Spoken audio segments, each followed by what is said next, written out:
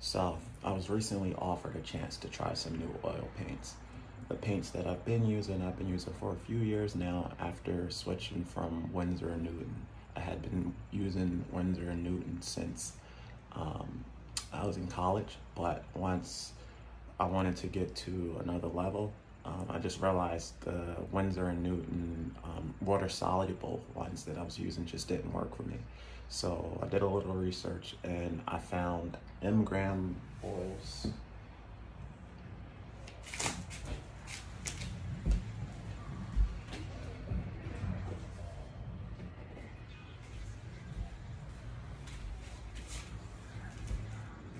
This is what the Maimeri oils looks like. One of the colors I like to use, Prussian blue, one of my favorite colors. And then this is the new one that I got to try. It's an Italian brand. It's called Maimeri Puro. It's yellow, I got some blue and red. Now, when I paint, I only use shades of red, blue, and yellow. I don't use any of the secondary colors. Red, blue, yellow, and white. So I was asked what colors that I want to try, and those were the colors that I wanted to try.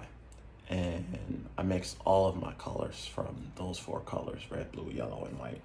And here's how it turned out. So I wanted to choose a photo to, just see how the colors would mesh together and, how everything would flow. And I have to say that the Maimeri Puro paints, this is just a lotus flower that I decided to paint. I didn't finish it, of course. I got tired of working on it. I just really wanted to freehand and see how the colors would go. And I can honestly say it's the creamiest oil paint that I've ever used. I still have to test it on one of my portraits and see how I would like it that way.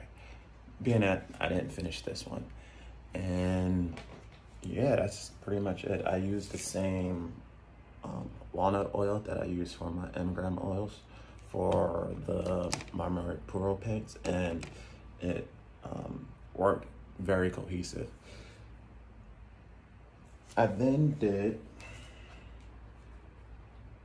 a side-by-side comparison of the 2 paints. Now, this side is the Maimeri Puro, and this side is the Maimeri oils. Now, if you see the yellow and red, I combined them because I wanted to see how all the colors mixed together.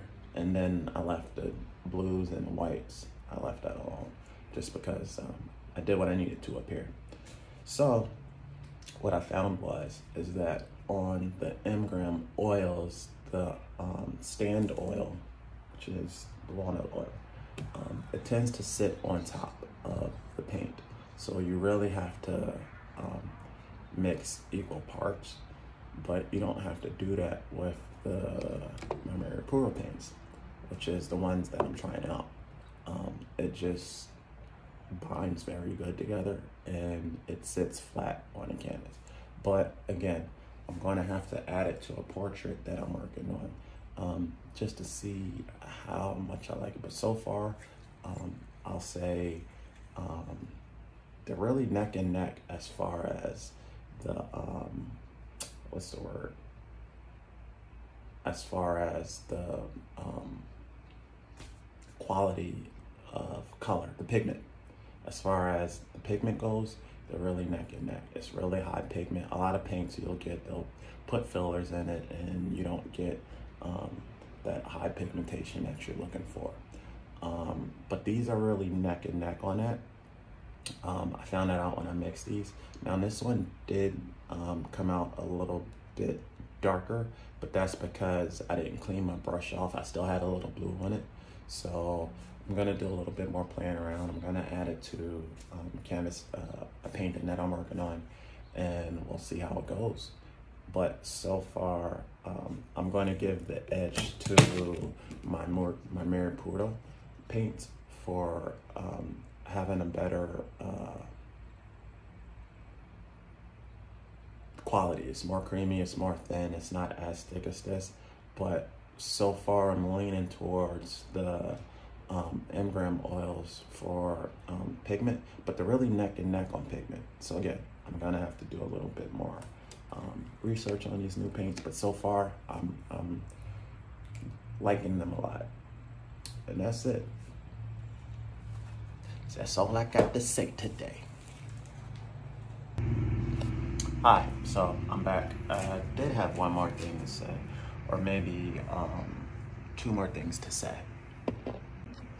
So the first thing I had to say on that two-part extra was that the one thing I don't like about these paints is the tube. So a lot of times, where is it? It's all over there. But a lot of times when you're using the paint, what happens is it'll empty out from the bottom. So you'll end up having to roll the bottom. And when you roll the bottom, sometimes the paint will come out the sides. And one thing I noticed about the Maimeri Puro paints is that the tubes are very thin. So it almost immediately, when I started rolling the white paint up, it almost immediately came out of the sides. So I noticed that the tubes are very thin, but the paint is really good. It's really high quality. So that's not something I worry about. It's just a little remark that I have for it. The second thing I wanted to say is I've seen these brushes before, but I'm such a creature of habit that I didn't decide to ever try them. These are the Princeton Imperial, I guess oil paint and acrylic brushes. And these are the